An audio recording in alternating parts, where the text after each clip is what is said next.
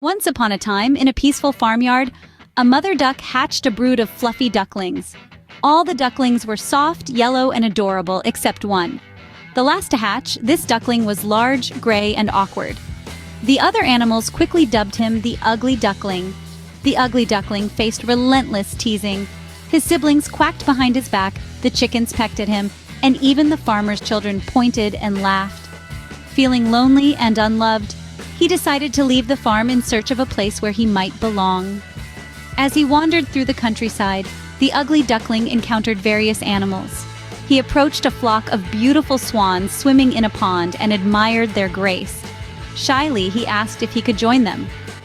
The swans, being kind-hearted, allowed him to stay, though he always felt inferior to their beauty. Seasons changed, and winter's cold grip covered the land. The pond froze over, and the Ugly Duckling struggled to survive. One kind farmer found him nearly frozen and took him home. The farmer's family warmed him by the fire and fed him, but as spring approached, the Ugly Duckling felt a strong urge to return to the pond. As spring melted the ice, the Ugly Duckling waddled back to the water. He noticed his reflection in the clear pond and was astonished. Over the winter, he had transformed. His gray feathers were now sleek and white, his awkwardness replaced with elegant grace. He was no longer an ugly duckling, but a magnificent swan. The flock he had admired before swam over to greet him.